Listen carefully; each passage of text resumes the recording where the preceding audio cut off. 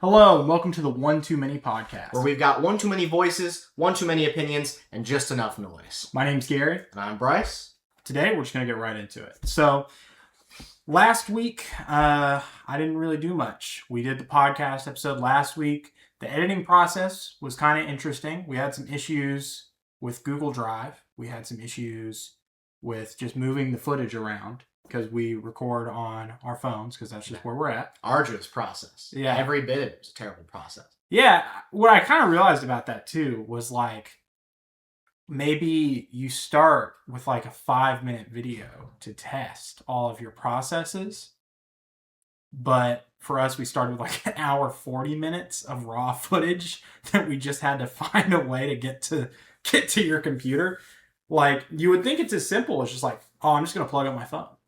You would think so. That's how it's presented. That's how it says I'm supposed to be able to do it. It's not the case. But yeah, this past week was cool just because I liked working with the podcast a lot, just like the edited version, because I did pretty much my whole week was just all that and then chopping out clips and everything. Yeah. I'm happy to see the reactions it's gotten so far. Granted, it's not like a ton of reactions. I've loved the reactions we had. Yeah, there's been some funny comments. Like my favorite one on YouTube was somebody noticing the wheel almost hit. Can they beat Goku?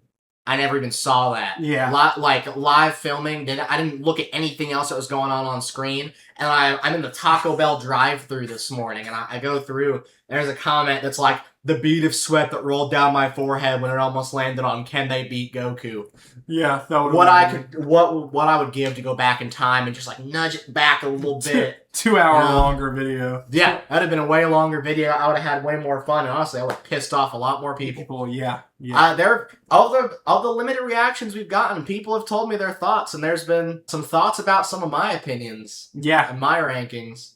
People in my real life. Jamar gave me some. He watched a couple of the clips today. Yeah. And he was like, he had some reactions. He had some very strong reactions to the both of us, especially on that Topher Grace Venom clip. Yeah, I'll stand on that. Yeah, stand. Just really, quickly. The visceral reaction whenever you say it, and he's like, oh my God. And then it cuts to me, and I'm like, it is though.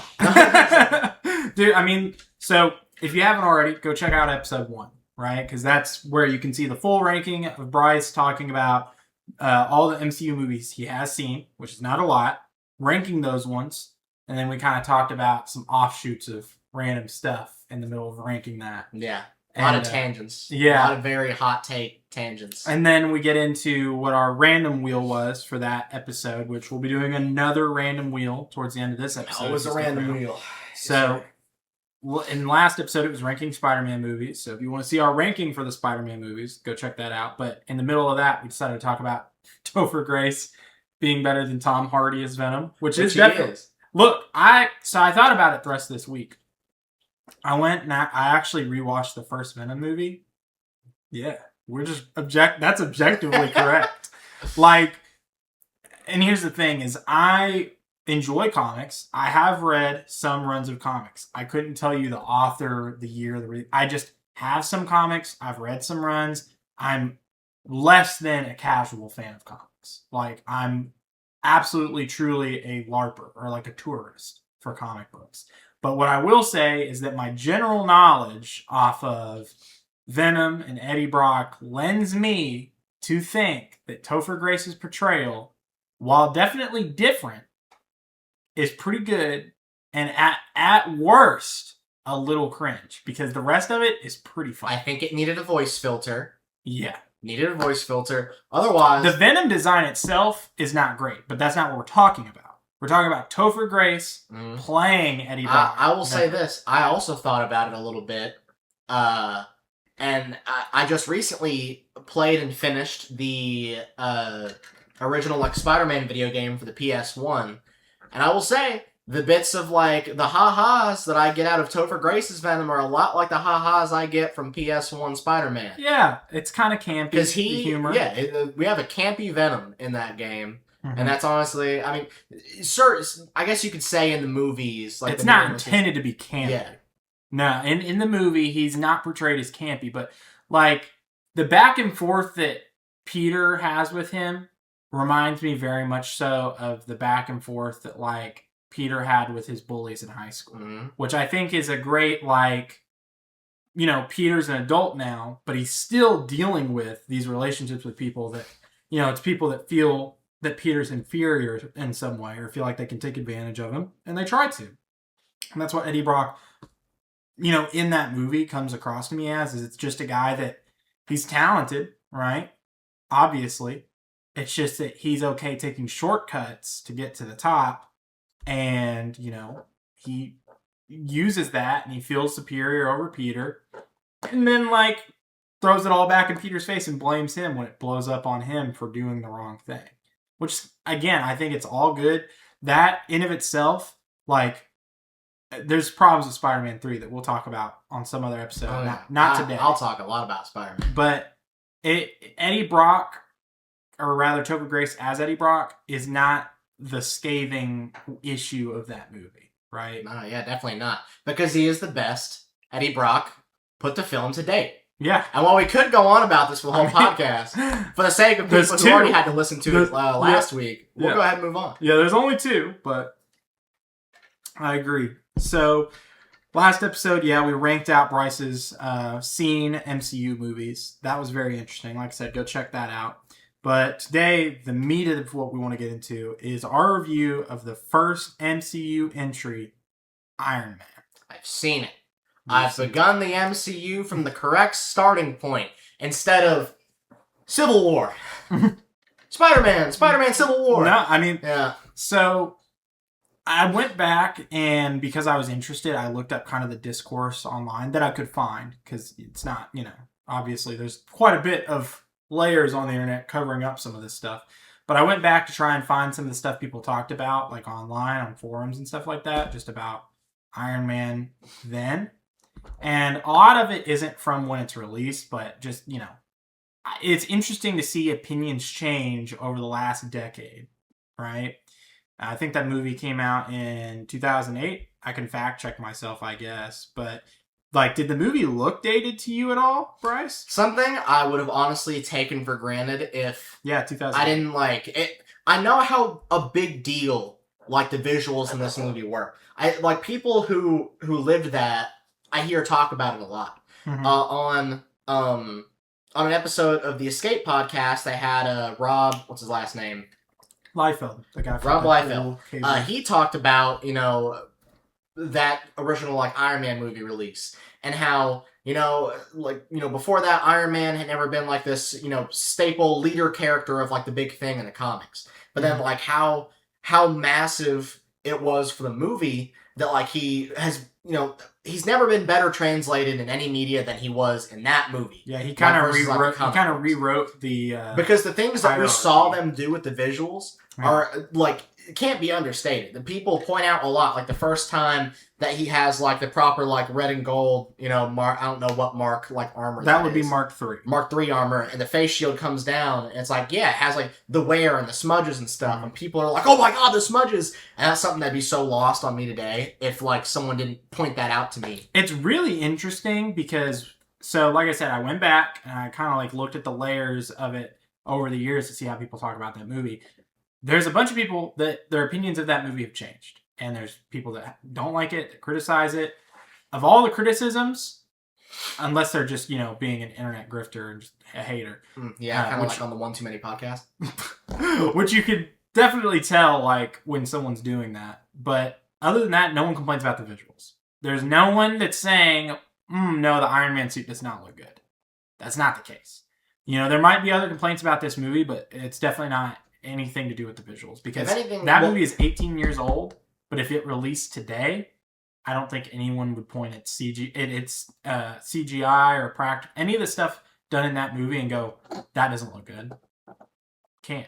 It remains to be seen what I see out of like the Iron Man armor once we get to like Iron Man 2, 3, and wherever the first like couple of Avengers movies I'm very interested to see, because there's a But one thing I say like off the bat that I enjoy much more about this iteration already is, I mean, people talk a lot about like the nanotech use in the MC. Yeah, the nanotech when it comes to like Iron Man's armor, which the first time he suits up with the nanotech in Infinity War, I think, is badass. I love it. He's like walking forward. If I'm not mistaken, he does like the chest tap and all like goes out. Yeah. That's like the only time I really like the nanotech, and I like it maybe the first time. Other times with him, and especially with the shiny garbage bag looking Iron Spider costume, and like the way that does the mask, I hate it. I've come to hate the nanotech and the way they present it now. Yeah, I think that and really, it's the issue of presentation, because it, like you said, in that shot in Infinity War, taps chest, comes out from the thing, very cool, looks really cool. It's just that presentation isn't there for it the whole time, right? And so that kind of sucks to see that there's a tipping point for that suit. But from my perspective, I remember watching Iron Man 1, 2, 3, even seeing, him suited up in Civil War, Avengers. The suits always look good, right? And I struggle to call out any instances before the nanotech where I thought to myself, well, that doesn't look very good, with Iron Man specifically. In my eyes, when I was like sitting there, because like I know it's an old movie, I know people talk a lot about how good it was for its time, how good it looks, and it does look very good. I found myself trying to find those visual like quirks a little more. So like maybe there's once or twice during some of like the very first scenes of where we see like the red metal and stuff coming together, being assembled, when they're putting it on, when it's like the close-ups of it like in the machine, where I'm like, some of these like I can tell very smooth texture that it looks like, because like maybe you say it's not as important there to have like the scuffs and marks and everything, which like of course if I wasn't looking for that, I'd never look for it and find it, because the times where it's really present, like when the thing closes or during like the battle sequences, like when he comes up out of the hole and has like just a giant mark down it, like it looks perfect. It's really interesting. Like, we could sit here and go on and on about the visuals, but I think we'll hit it again later, is because we're going to kind of talk all the way through the movie about just everything. But as we kind of get through, and that movie in of itself really is a visual upgrade as you get to the climax. So to start with, Iron Man 1, 2008. This is an 18-year-old movie, right? To really kind of get into the bones of like what this did for the MCU, there's all kinds of talk. You can look it up and see Robert Downey Jr.'s like past before this movie, whatever. Something I didn't know of for a lot of years until, of course, like I probably, it's not until I get into watching any of the MCU stuff, like Civil War, Infinity War, Endgame, that I even find out that Tony, that RDJ has like this troubled past. Yeah, and so I gotta say that, right? Like, I don't think that they cast him because of that, right? I don't believe you cast your leading character in a big movie, humongous budget movie at that, and to headline your franchise because you think, oh man, this troubled actor is so much like maybe our troubled protagonist here. But I think it lends itself more to the fact that that's why Robert Downey Jr. puts on such a convincing performance in this first outing, even just this first movie, is because he can draw on real life experience within the public eye, right? To being such a popular, obviously handsome, obviously influential guy. And then immediately, he's almost playing himself, right? So it's really, really cool to see that, even as far back as 18 years ago, to think that like that's who they chose. And I can't imagine all the other people that they probably considered for that casting. But very blessed, very fortunate, obviously, now with the MCU mostly behind us, at least the Infinity Saga, having had Robert Downey Jr. Like, that is super awesome. It's something a lot like with kind of my thoughts toward like the Harry Potter series and how like they're doing like the new like show version with new actors and everything. Mm-hmm. Because of how important that RDJ has been to the Iron Man character becoming as big as he is, because like I said, like the Rob Liefeld, he talked about how like he's never been the biggest selling comic in the series. No. And now you have like RDJ, who's arguably the hardest face you'd ever have to replace in the MCU. Iron Man could be argued to be the biggest character in the MCU. RDJ could be argued to be the biggest actor. At the end of the day, like, again, not only were we super lucky to have that casting, to have what we got, but it's just an incredible performance, even just in this first movie. 18 years, ago, we got a great casting. I'm super thankful for that. I think the opening for this movie is really strong. So we'll get into some of the other casting options as we hit these characters as we roll through the movie. But just to start with, opening moments. We open up with AC/DC's Back in Black. They're rolling through in the Humvees in the desert there. Tony's in the vehicle with some other soldiers, and he has some great dialogue with them, right? Like, you immediately kind of get front loaded with the idea that this guy is incredibly charismatic. Incredibly. He gets them all laughing, all talking. They're taking pictures and stuff. And then they get a picture with him. Like, it's all really cool, right? And again, I think that this is drawn from Robert Downey Jr. being who he is, right? Like, if you took someone, maybe a C-list or D-list actor and throw them into this is their first big role. This is their breakthrough moment, right? They've never been in a role like this. They'll never, this could be just their whole career. You don't get the same performance.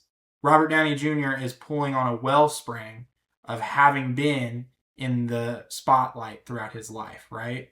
That's the charisma he's drawing on. I think that's part of just even this opening scene and just setting the tone for what his character is this whole movie and then future into the MCU. So immediately after the dialogue with soldiers in the truck, he gets isekai'd. Yeah. He gets isekai'd. He gets isekai'd into the 10 rings. What is it? Is it 10 rings, or am I thinking of something else? No, it's 10 rings. So Tony Stark gets isekai'd into the 10 rings. Yep. Very quickly. Tone shift, quick. Mm-hmm. I loved him, because I never really knew, because obviously I see the thing happen with the explosion, gets the shrapnel. Yeah. I never knew how he gets from that point to getting his arc reactor thing, gets in there, and it starts with a guy just putting the car battery to an electromagnet in his chest. Literally. So I mean, the very quick hook, right? And like you said, with the tone shift, because it's so quick. You go from the very quippy humor back and forth with the soldiers. They're attacked, and then a very important moment for that movie is Tony seeing the Stark Industries rocket hit the ground that blows up, sends the shrapnel into him, and then isekais us right into the Ten Rings cave, where they expect Tony to immediately begin working on his proprietary Jericho missile, which would be a lethal destructive force for any current army in the world at that point. And so, like what Bryce is saying, he wakes up, big hole in his chest, basically. He's hooked up to a car battery that's controlling a magnet in his chest to keep the shrapnel from entering his heart, right? I love the opening shot for that, for as he's waking up and he uncovers it. Very body horror, right? The way that they show that reveal and the car battery, he packs that car battery around for every few minutes of scene up until eventually we get him swapping it out. He's gonna have the other guy helping him with some stuff, because he can't do these finer things. He doesn't have two hands available. He's gonna be moving. He doesn't have two hands. Yep. He's holding his lifeline to make the arc reactor. Right? They strip the palladium from these other weapons that they source from all the stuff that the Ten Rings have. So they take the palladium, right? And like what Bryce is saying, Tony doesn't have two hands. They have to melt this palladium down, and then it has to be poured so that Tony can make that first arc reactor. The gentleman helping him, Yinsen, right? As we get his name a little bit later, Yinsen has to do it, and Tony's like, "Hey, be careful." And he's like, "Hey, I got it. I got steady hands. That's why you're still alive." Right? He even tells him. So that was all really, really cool to see. Like I said, he carries that car battery. They get it switched out for the miniaturized arc reactor that he puts in his chest to power the magnet. All of that's amazing. Now, after Tony wakes up there, there's a little bit, we kind of jumped ahead a bit there, but before it gets into him developing the arc reactor and eventually Iron Man Mark 1, we do get a flashback to how Tony even got there, which is Tony's backstory and his exposition is given to us from a award show He's supposed to be at this award show. You see his partner in Stark Industries, Obadiah Stane, go up to accept the award. And he's all like, Tony wanted to be here tonight. But the best thing is also the worst thing about Tony. He's always working. And then it cuts to Tony in a casino, like shooting dice on the table, right? And he's clearly been there for a while because his best friend Rhodey pulls up and gives him the award. And he's like, I'm supposed to be presenting you an award. And he's like, oh, cool. When am I getting the award? He goes, right now. Here you go. Like, it just shows that obviously, like, Tony is not, he's not in it for awards. He doesn't care about that stuff. He's very vain, right? He's self-centered. He's doing his thing. It doesn't seem like he cares very much to be at these, like, suit and tie events to take these awards. So it's immediately into, at the casino, he meets that reporter. I don't remember her name. I don't even know. No idea if we get it. I thought she was about to be a more present character than she was. Because I thought that she was kind of just going to be like the female romance role in this movie. Because I didn't know that we were going to have Pepper here right away, Yeah, so a character who of course, from what I saw of her from, I'm sure she might have had like a scene in Civil War just like with Tony, but if not in Infinity War and you've not had very much Pepper at all. Yeah. I knew at some point, obviously, they get together. I knew they weren't at the very start of it.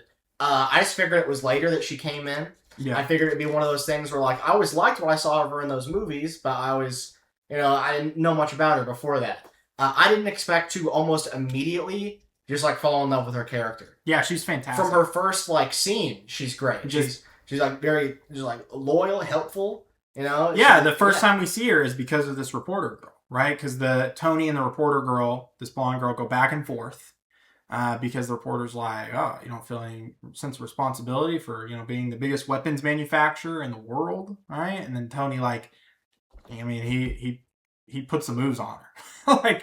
They end back up at Tony's house.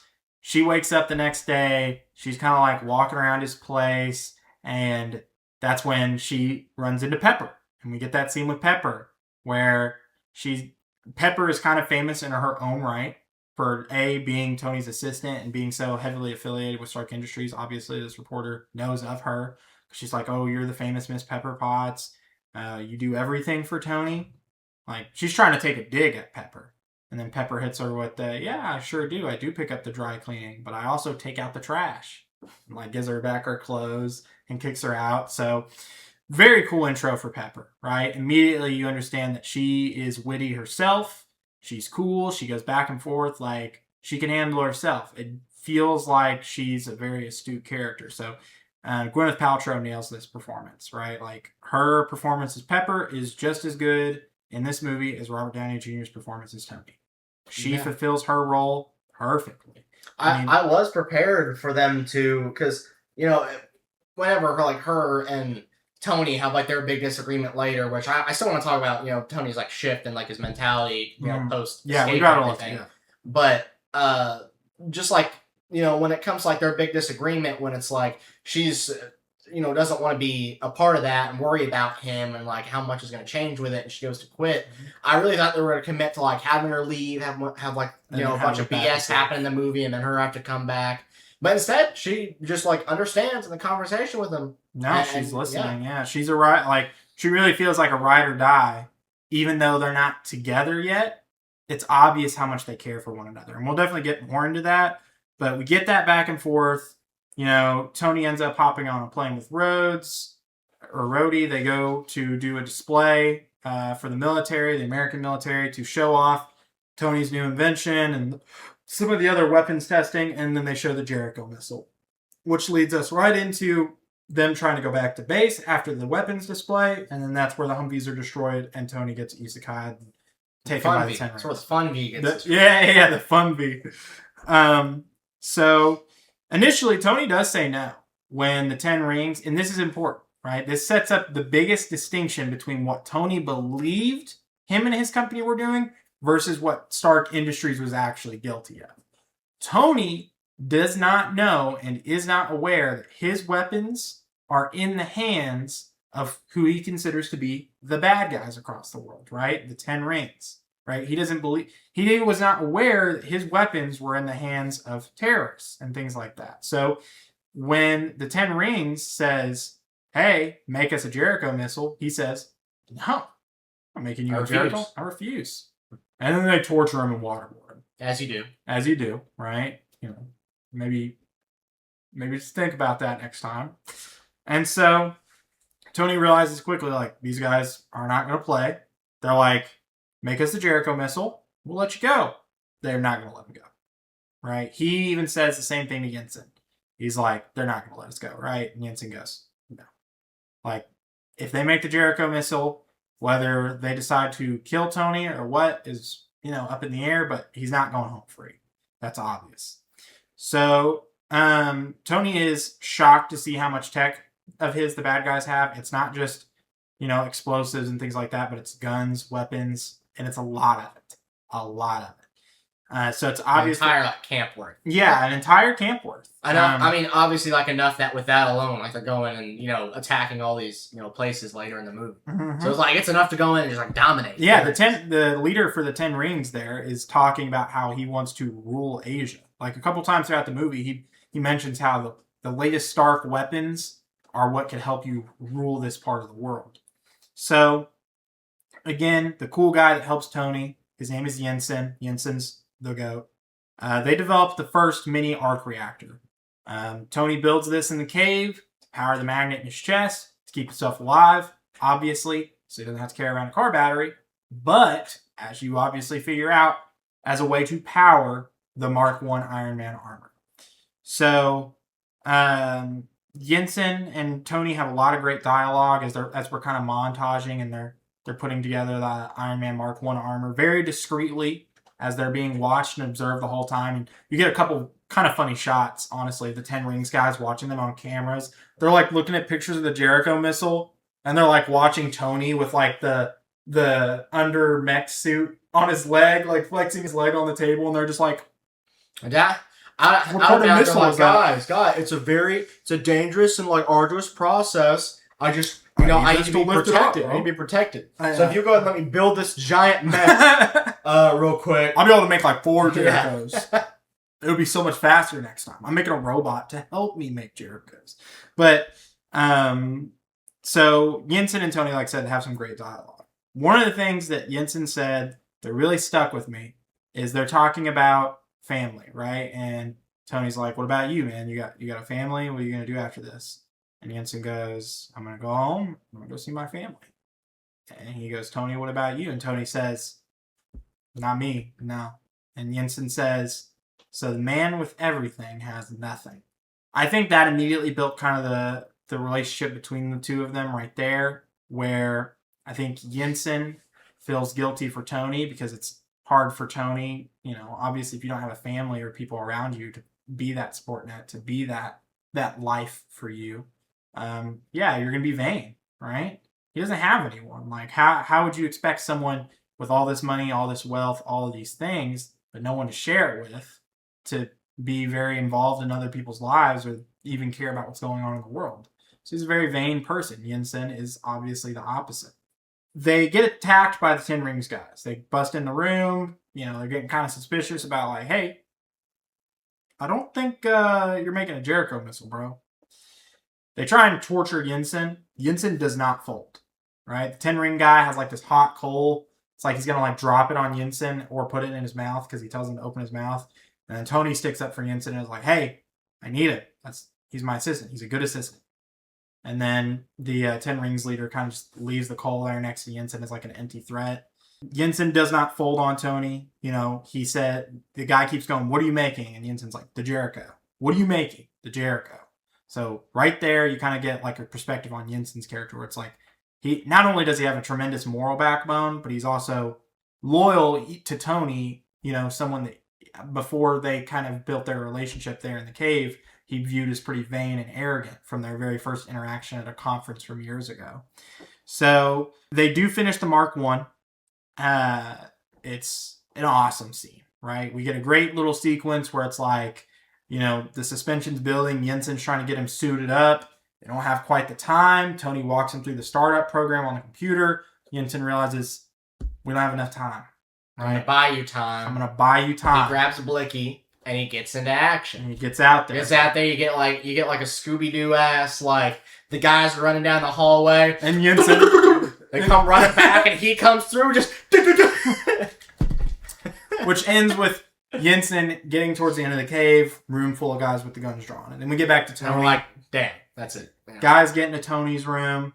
You know, we get our first action sequence, really, with Iron Man. He just kind of beats the shit out of the first few guys, right? Like, no weapons, no repulsor blasts yet, obviously. The first few guys just kind of get knocked into cave walls and flung like 40 feet, assumably dead, right? Or paralyzed, or worse. It's so, okay. Yeah. These guys don't get sympathy. Yeah. So, Tony eventually makes his way through the caves where they have a small confrontation with the leader of the Ten Rings. Leader of the Ten Rings tries to shoot Tony with a grenade launcher. Just in time, though, Yinsen's like, look out! And he moves, so the grenade strikes the wall. Tony rips out this like rocket thing that he had built into the arm, strikes the wall, drops a whole bunch of rubble on the leader, and then we get our kind of emotional moment with a dying Yinsen, where Tony's over him and he's like, hey man, you gotta get up, right? Like, you gotta get home to your family. And this is where we get the reveal that Yinsen's family's dead, right? And so It's going home to them. Yeah, it's not immediately revealed in that dialogue, but if you put two and two together with how Yinsen ended up there, it's because Yinsen's family was killed by the Ten Rings and by Stark technology, right? And so his initial attitude with Tony is there for a very, very, very good reason, which is that Tony, in his vain arrogance, did not realize the effect of Stark Industries and their weapons across the world, and those weapons ended up in the wrong hands and were responsible for the death of Yinsen's family. So Yinsen lights a match in Tony, yeah, which he then walks out like a badass and just spreads hellfire. torches the whole camp, all of it, right? Like, they're raining fire down on Tony even with a machine gun, but Tony stays until he torches all the tech. And then Tony hits the first flight scene in the movie that does not end super spectacular for Tony. It gets him out of there, you know, he takes off, but he scrap piles the Mark I in the desert and kind of wanders through the desert for a while. Doesn't really give us a time frame, but doesn't look like he's doing super hot. And eventually some of the helicopters from the military fly overhead and Rhodey saves him. In this movie, Rhodey, I think, was probably my second or third favorite character behind, like, you got, like, Tony. And Pepper Potts is really up there. Rhodey could be in there. Mhm. Really good performance. I love how he kind of was, like, on the phone in that scene with Tony and, like, that's me. And then he's kind of, you know, trying to get him out of that. He plays it well. You know, we had the visit with him later where he sees, you know, the armor, and it's like, obviously, Rhodey becomes War Machine. Yeah, that was cool. Yeah, I can't wait to see Rhodey as War Machine, this Rhodey, and certainly nothing happens to divert course from that whatsoever. No, this is how it is. Yeah. So obviously, you know, Terrence Howard will be swapped out for Don Cheadle, I believe is his name, who ends up picking up Rhodey later. In this movie, though, Terrence Howard does a good job. Like, he plays Rhodey well. Like, I think the dialogue is good. I think, you know, he portrays it well. So it's interesting to see that, you know, I'm going to have to educate myself on the happenings of how that occurred. But, you know, he kind of squandered what was a really cool role to not be involved with that franchise. Tony gets recovered. He comes back home, but obviously he's different. Yeah. Things are different. He comes back in, like, he arrives pretty much, like, on scene of like a big press thing. Everyone needs to hear from him. Yeah, he immediately calls for two things on his landing when they get back. I want a cheeseburger, and I need you to call a press conference. And that's what they do. Cheeseburger, great call forward to what, like, obviously, because I've only seen what's ahead. Tony, you know, his eventual, like, daughter, you know, and the cheeseburger thing with Happy and Endgame, which I was just like, yeah, who doesn't like cheeseburgers? But now I'm like, oh, it's a thing. Yeah, it's a thing.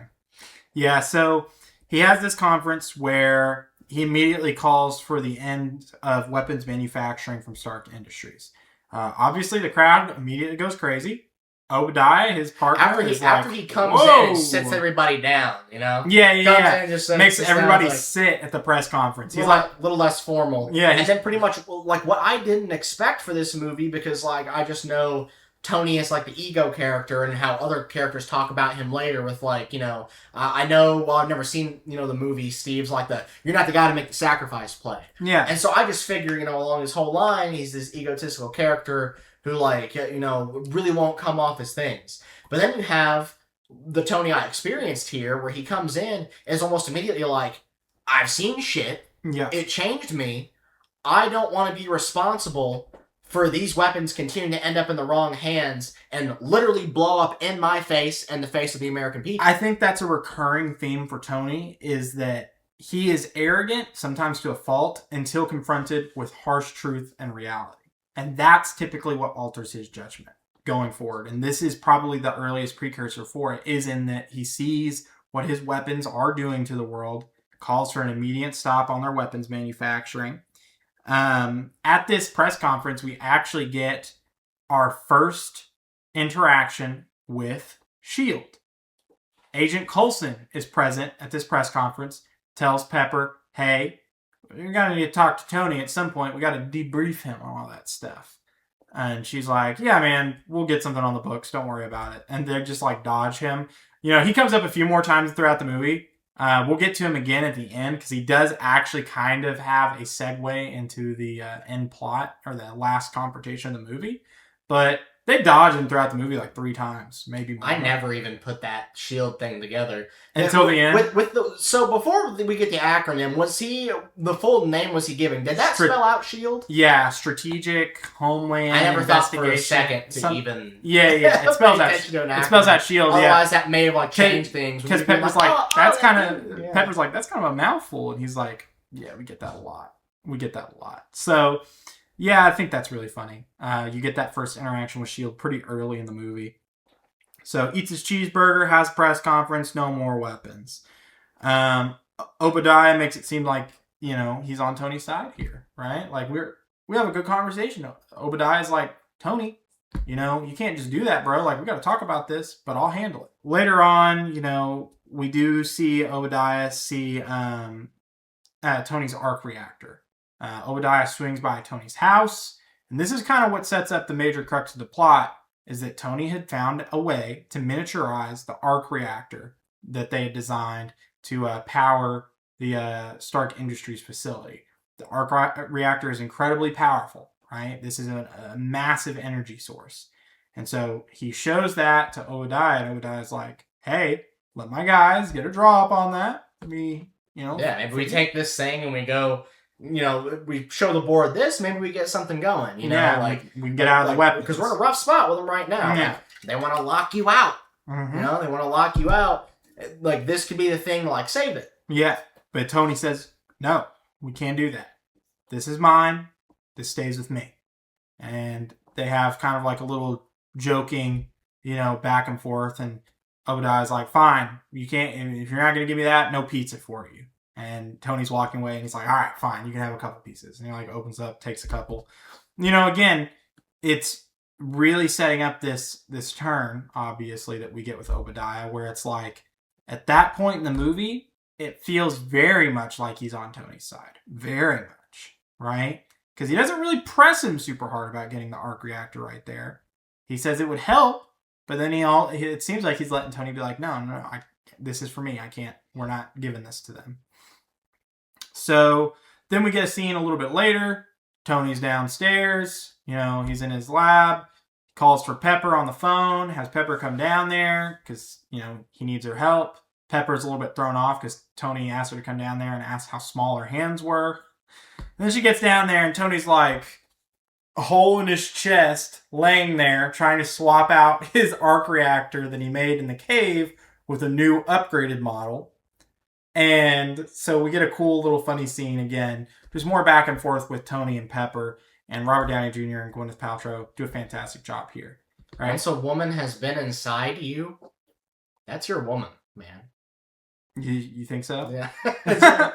Yeah. If a woman's been wrist deep inside of you, she like. In fact, you're hers. You're hers. Yeah, I think that sets up like what we didn't realize is how close they got there. In fact, I don't think we see two characters get closer.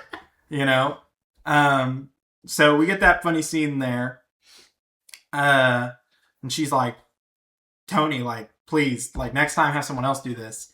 And Tony's like, I don't have anyone else. And then that's kind of a nice little moment between them. Let's see. So then we get Tony trying to tell Rhodey about Iron Man, basically. But Rhodey's still kind of not upset with Tony for, shutting down the weapons manufacturing, but he thinks that Tony's still kind of like, you're going through it, man. Like, you need to go home. Like, you got to figure yourself out. So Tony goes home. He doesn't end up telling Rhodey about Iron Man yet. It's like we see Tony developing the Iron Man Mark III, or technically Iron Man Mark II at this point. So he's working on Iron Man Mark II. He's storing all information about Iron Man privately. He's not sharing this with Stark Industries at all. We get to see his first flight test, at which he immediately jumps to 10% on the boots and almost kills himself smacking the wall. That was really funny. That was pretty good. That's like up there with like just unexpected, like funny slapstick moment out of it since like Tobey's first swing in the Sam Raimi Spider-Man movie. Yeah, that's good. It hits the billboard and goes down. Where I was just like kind of sitting there like watching, and he just boom gone. Yeah. And I was like, intermittently, this movie has really strong comedy. Like, I really feel like some of those moments really land. Like you said earlier with the Fun V, Tony telling Rhodey, oh no, we're going to ride in separate ones. You can't ride with me. This is the Fun V. And Tony rides with those soldiers.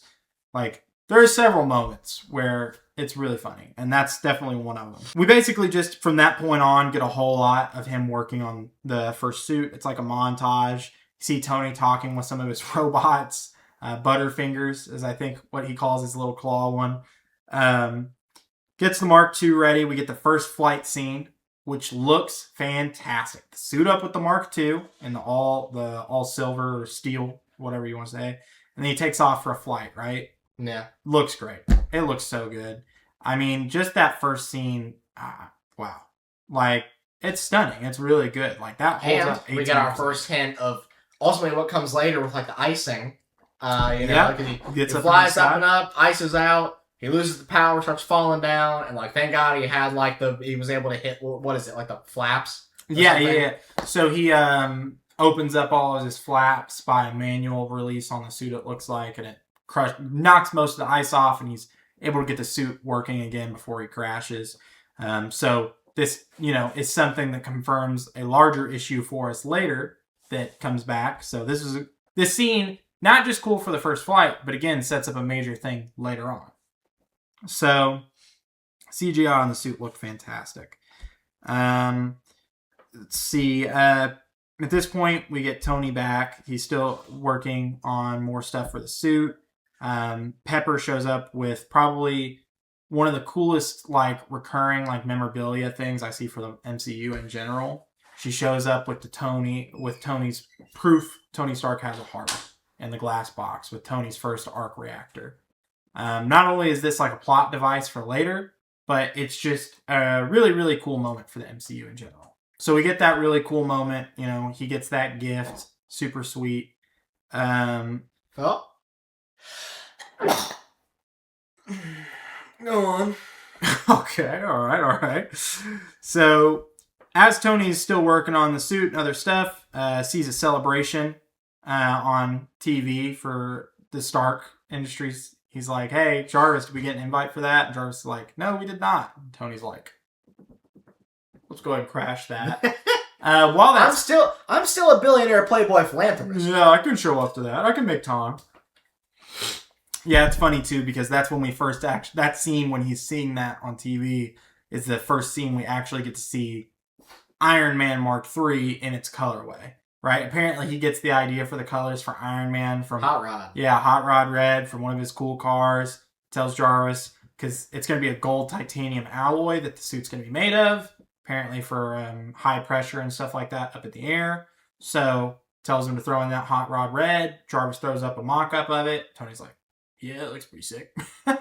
Tells him to go ahead and fabricate it. And Tony splits, go to this party. He runs into Coulson at the bar at the party. Dodges Coulson at the bar at the party. And then we get a great scene with Pepper and Tony again. Tony dances with Pepper. Good. The dance scene with them. Yeah, so good. Awesome. Yeah. And, then we go to, like, outside after that, and her just being like you're my boss. So, yeah, we can't do this. This is weird. They almost kiss. Like, come on, girl. And then... You've been inside him.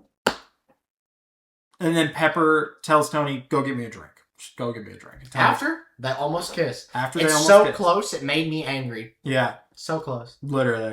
So Tony goes inside to get a drink, and who else would he see but the blonde reporter girl that he just slept with like a couple nights before. So you get this kind of funny scene where he's like trying to dodge her. So he's like kind of like doing this number. And that's, this sets up more of the plot where she reveals that the Ten Rings does have a Jericho missile and that they have some other Stark Industries stuff again. Tony's like, how did that happen? I blew all that shit up. How? Blew it all up. So Tony splits from the party. Tony gets outside, like gets to Obadiah, and is like, "You know about this?" Yeah, he goes out, confronts Obadiah. He realizes that they're dealing weapons to the Ten Rings, and that Obadiah betrayed him. Basically, Obadiah reveals it all right there in that scene. Tells him right in his ear, right in front of everyone. Just sitting there, arm around him, and it's just like, "Sorry, I locked you out. I locked you out. Yeah. Everyone's best interest." Mm-hmm. Right there. I mean, and we're halfway through the movie, right? Obadiah doesn't just turn heel here. He goes hard because he gets like the one taste of villainy with a little bit of like having the hero on his shoulder and being like, "Got you, man." Yeah. And within maybe 2 minutes of in-film time, this man is posted the up. Next time we see him. Posted up, darkest, like, might have been like a maroon or purple popped collar. He might have He's sitting in his house like this, watching the TV. I show that billionaire playboy philanthropist.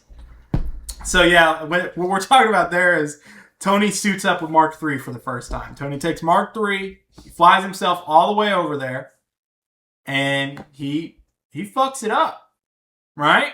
It's a great combat scene. I mean, all the action in that sequence is really especially good. Like, because obviously we've seen his stuff be able to do damage, But one thing is we haven't got to see it, like, avoid civilian damage. Yeah. But now he's got this thing where he had, like, the little, like, he powers down, like, his hand lasers. Get the things come up, and it, like, targets all the bad guys. Boop, boop, boop, boop. Hits all the bad guys, saves the civilians. Yeah. Yeah, because the whole reason the military hadn't pulled up is because the Ten Rings in the area were using all those civilian hostages, right? So that's why the military wasn't just immediately invading and taking those weapons, because they had civilian hostages. So Iron Man pulls up, does what only Iron Man could have done in this situation. Saves those people, and at the end, you kind of, like, he saves those people, and you get, like, a little bit of a scene there where the last Ten Rings guy left standing, quote unquote, is one of the guys that had Tony in captivity in the cave and was a dick to Tony then. So Tony leaves him there in the middle of all the civilians he just saved, and you just see the civilians like descending on him, and it's like, he's all yours. Yeah, he flies away. He's all yours. And then as Tony's flying away, he gets hit with a tank shell, and he falls, lands in the crater, and he does this really sick scene where he like peeks out of the crater. It's like the... Yeah, peeks out of the crater. Great shot. Gets out. You just push the Tony button. They fire another shell at him. He dodges it. My turn. Little baby missile, maybe this big.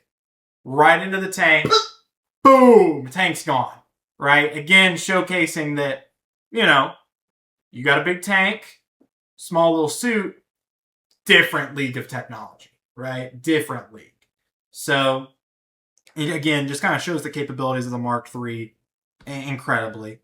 That's when we get Obadiah seeing this stuff on the TV, because obviously the news picks up that some insanely fast thing was there. We also get a cool scene as Tony's flying back, trying to escape from the Air Force, being like, what the fuck is this thing? It's super fun. It's like we called the CIA, the FBI, like they want to know if it's us. It's not us. Rhodey ends up bailing Tony out here, kind of. Rhodey ends up in the room with the Air Force, and he's on the phone with Tony. And at first, Tony's denying it. Like Tony's like, "I'm just out for a drive with the top down," and I'm going for a jog. I thought you said you were driving. Well, I'm driving to go take the jog. And then eventually, it comes obvious that Tony's in the suit. He tells Not Rhodey, completely, like, because Rhodey, he calls back and it's like, it's me. It's and me. Rhodey's like, I know it's one of your things. It's like, no, man, it's me. It's I'm a suit. in it. I'm in it. Yeah, it's good.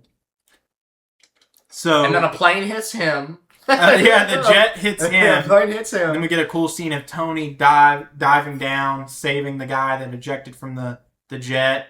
And then he presumably gets away pretty quickly after that. Tony arrives at home. And he's desuiting. I don't know what else to say. Pepper. Just up there in the machine. Yeah. It went on easy. It's not coming off easy. Pepper comes down there and sees Tony taking it off. And great. Another great line. Let's face it. This is not the worst thing you've seen me doing. All right? Like, so that was funny. This is when we see the 10 rings have acquired the Mark 1. Obadiah, obviously in league with the 10 rings, has been selling them the weapons. He meets them over there. He pulls up in crazy time. I don't know how time. long. I'm sure it probably is not, that much. But I was like, dude, this place got to be like 10 minutes away, the speed he pulled up out here. Yeah. Obadiah gets over there crazy fast. Steals the Mark 1 from the 10 rings guys. I say steals. Like, not really, because he kills them all too. Or rather, he kills all the... Paralyzes them. Yeah, he paralyzes the leader and then has his dudes kill all the guys outside, which is just crazy because it's like, I feel like you probably still had some more use for those guys. Even as a villain, it's like, why? But steals the Mark 1. We get a cool scene with Tony and Pepper again. Tony trusts Pepper to go to Stark Industries with this flash drive he rigged up to steal all the data to get the invoices so that he can figure out where the weapons were sold around the world and go get them. Right? So this is the scene where they kind of go back and forth, but Pepper tells Tony, you're all I have too, and just fantastic scene. Then we kind of flash forward a little bit. Pepper finds all the files incriminating Obadiah and Stark Industries. She copies them all to that flash drive. Obadiah probably does like the weirdest villainous thing he does throughout the entire movie, in that he just like grossly flirts with Pepper. Like, makes me so uncomfortable. Jeff Bridges. He really sold He can play an uncomfy character. I watched him in another movie some time ago, Bad Times at the El Royale. Mm-hmm. And that was a movie that I went to watch it because it felt like it was going to be like a whodunit murder thing. That's how it feels like it's set up. But instead, like, everyone is like so chock full of lies and why they're there. And he plays like this pastor character who shows up and like is like very kind of like off-putting and creepy, and then it's revealed that he's not, a priest, but in a crazy backwards way we find out he's like this big-time bank robber who hid all this money there years and years ago, and he becomes one of like our two main characters who are trying to get the money and get out by the end. But it's like up to the point with that reveal, it's like, oh my god, this guy's like he's gonna kill everyone. Jeff Bridges, he's got that about him, and I mean, he sells it well. Yeah, his performance can't be understated in that. Jeff Bridges was a big actor at this time in 2008. I mean, he's still a big actor. Like, Jeff Bridges is a great actor. He sells this role, right? Very creepily flirts with Pepper. Very creepily. Calls her a rare woman. Ew. You're a rare creep, man. So she's able to kind of finesse him and get out of there with the flash drive. As she's exiting, this is kind of where we start setting up the major confrontation. Obadiah realizes what she's done because he clicks into the computer, sees that all the files are copied. That pissed me off, bro. I was like, after all that stress and everything, you couldn't have just got that off the damn screen. Yeah, literally, Obadiah. I was like this, but I mean, also, if I was her, I maybe would have felt a little more secure if I understood like what S.H.I.E.L.D. was at that time. But even I, watching the movie, still wasn't super about it, and so I'm like, she's peeling out with like this dude to like set this thing up, and I'm just like. I was like, everyone here is so incompetent. It's so fortunate, too. Literally, Coulson being there is all because Tony just agreed to a random date that Coulson. It's like, yeah, sure. I'll be Yeah, sure. Coulson threw out a random date at that event that Tony was at.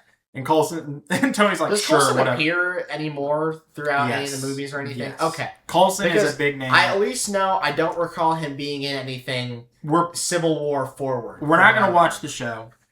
We might. We could if you wanted to. He has his own TV show called Marvel Agents of S.H.I.E.L.D. that is canon to the MCU. It's just not important. It's totally self-contained. Was like regular TV show television for many years. Yeah. Is that Agents of S.H.I.E.L.D.? Agents of S.H.I.E.L.D. Yeah, I recall when that was on TV. Yeah, it's just not important. Yeah. So as Pepper's leaving, she runs into Coulson, is like, glad this dude's here. And she's like, yeah, come on, meeting. We're having it right now. And Coulson's like, okay. And so he kind of like unknowingly escorts her out so that Obadiah doesn't, get her. And this is where we go straight to Obadiah attacks Tony in his own home, basically. There is a really funny. We almost skipped one of the best scenes in the movie. Very quotable. Very quotable. Obadiah in the factory is like telling them like he's trying to get his scientists to condense the arc reactor. He's like, hey, I just need you to make it smaller. I don't think we have the technology for this. Here's the technology. Here's the technology. I just want you to make it smaller. And then he hits him with the famous, Tony Stark was able to build this in a cave with a box of scraps. I'm not Tony Stark. Bro, like, honestly, the funniest thing, too, is that scientist was like, what the fuck do you want from me, I am not man? him. I am not him. I am not him. Huh. Do you see a name tag on this? I don't see a name for me on the script either, bud. I'm not coming back. So, like, after that, Obadiah attacks Tony in his home with the very convenient plot device ear tool. Oh my god. The way I'd pull up to any event with that all the time. Mm-hmm. Like, genuinely, could I paralyze Thanos with this? I don't know. It's crazy this thing never comes back after this movie. I don't think. After that shit got used on me, if I were Tony, they're all in the trash compactor. They're gone. Maybe that's why they don't come back. Yeah, it's like, it's not happening. Is that what I've been doing to people? Yeah, Tony was like, because even apparently, like, Obadiah says the military didn't approve that. Thank God. Finally, the military being like, that's too far. On the moral righteous mind. Nukes? Cool. A little thing that makes a sound that just paralyzes everybody?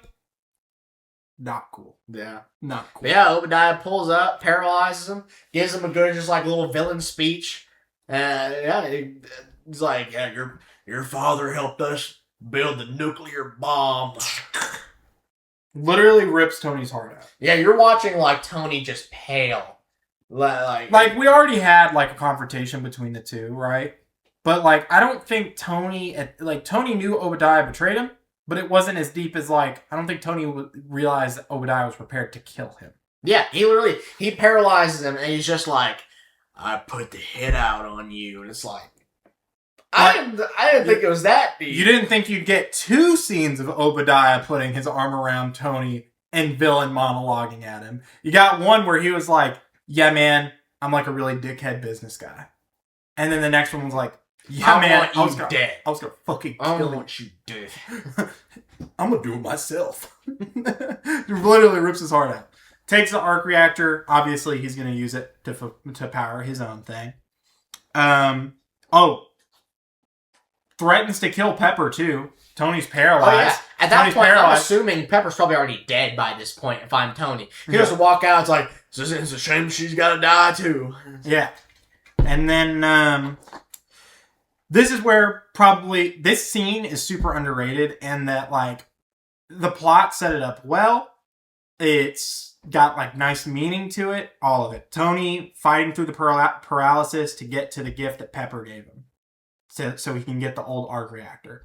Tony earlier on in the movie told Pepper just throw it away. You know, when they first changed it out, she's like, "What do you want to do with it? Throw it away. I don't care. I'm not nostalgic. Yeah, I don't care." And so she doesn't do that, of course. And that's what saves us here at the end, is that he goes and gets that. Oh my gosh. And he like is reaching for it. He can't get up to it. and he like slumps down, like defeated. It's like you think it's over for a split second, and then Butterfingers, his robot, pulls up, hands it down to him, and he's like, good boy, bang, gets the arc reactor in his chest. So again, we get another great scene with Rhodey. I just don't understand Terrence Howard. Why you would want to do this role. I genuinely was like, wow, like this guy's like really good as this Rhodey character. Yeah, he's a ride or die. Because this is where you get the scene of him going back to Tony's house and like he sees the Mark II there and he's like, not this time, next time though. Cool. Could have been, setting up a major thing for him in the future of this franchise. You can't build an Iron Man armor using Scientology. You can't build an Iron Man armor using Terryology. Yeah, you gotta use Tonyology math. Yeah, Terry does not agree on the math. Apparently, Terry didn't agree on a lot of the math, and that's a lot of the really basic math. Yeah, apparently. Yeah, I don't think he agreed on like the 1 times 1 or on the money he was getting paid either. So, then we get the initial Mark III.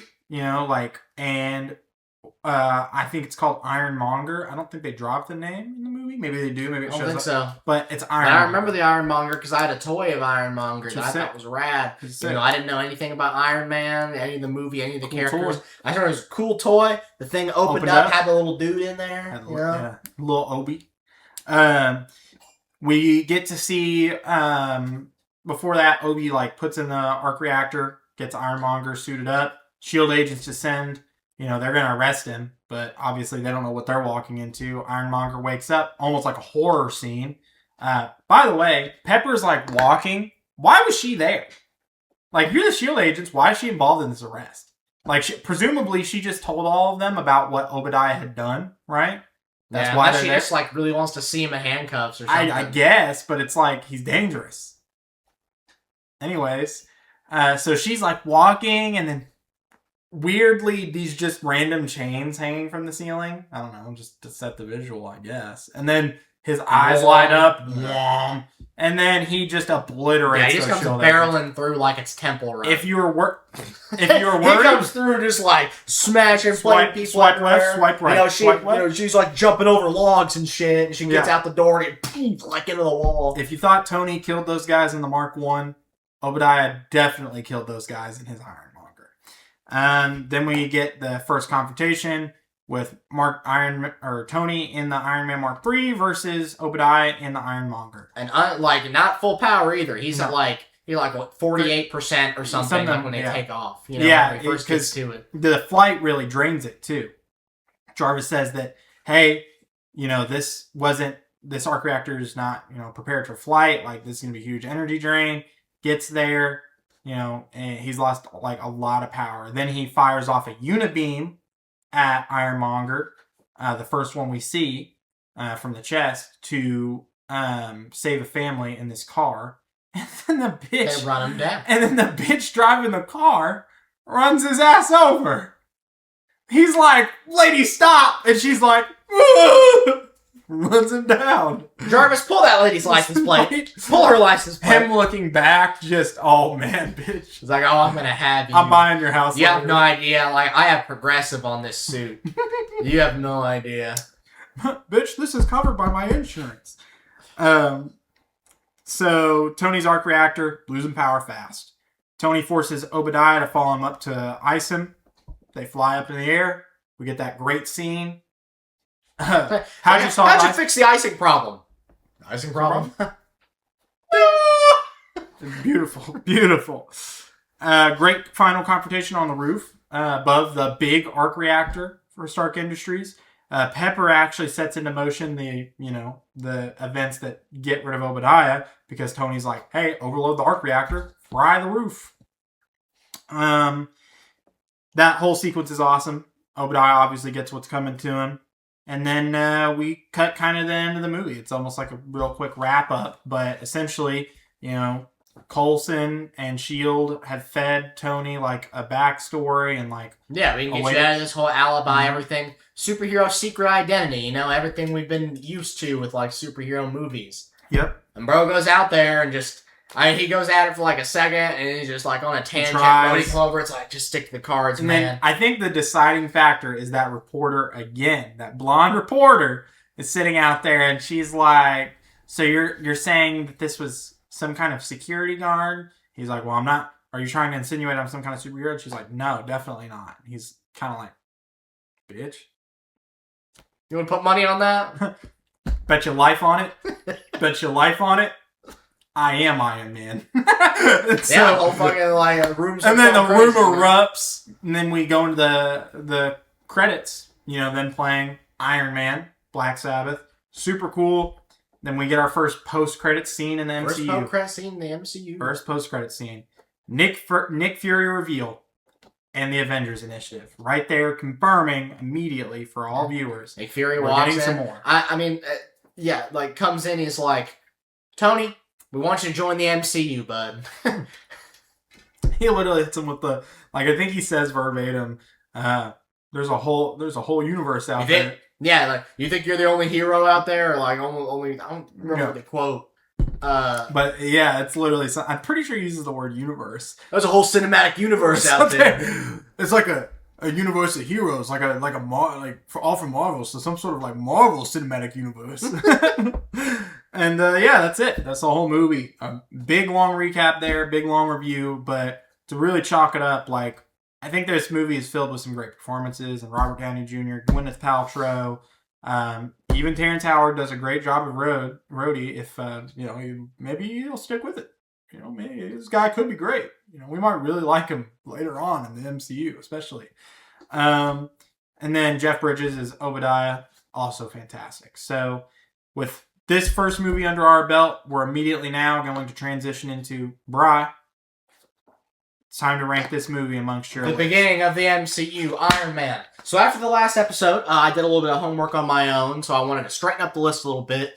Gary had a rough draw up of it, because I'm kind of blindly ranking them in the moment. Yep. I wanted to go in and make it a little more clean. Mm-hmm. Things are still in the tiers they were. I just more refined it. B was already pretty sorted out before, but as it goes right now, my S tier out of the 12 movies that I have seen in the MCU before Iron Man, in the S tier, we have Avengers Endgame, Avengers Infinity War, No Way Home. In that order? In that order. Okay. A tier, I had Deadpool and Wolverine, Black Panther, Fantastic Four, Guardians of the Galaxy Volume 1. Okay. B tier, we have Captain America Civil War, Spider-Man Far From Home, Mom, Multiverse of Madness. Oh my god, Gary, there was something I wanted to share with you from today. I'll share with the podcast from today. Okay. Well, I don't have it there. Do you want to put a cut here and you go grab it? I don't know, it's difficult. Is it that important? It's okay, I can just tell about it. Okay. Just tell about it. Alright, so we'll just leave all that in. Yeah. Indecision. Yeah, it's fine, honest. Okay. Is that something to do with my mom? No, it has to do. I'm going to flash it on screen here in a second. I'll describe it to Gary. Okay. Today in the wild, I ran into a 4K Blu-ray of Doctor Strange and the Multiverse of Madness, which I took a selfie with. It's right here, right now, after our big conversation about it. But I noticed you didn't buy it. I did not. I'm not built like that to just go buy Blu-rays. That's a B tier movie. In this economy? Yeah, that's a B tier movie. Movies? Yeah, for real.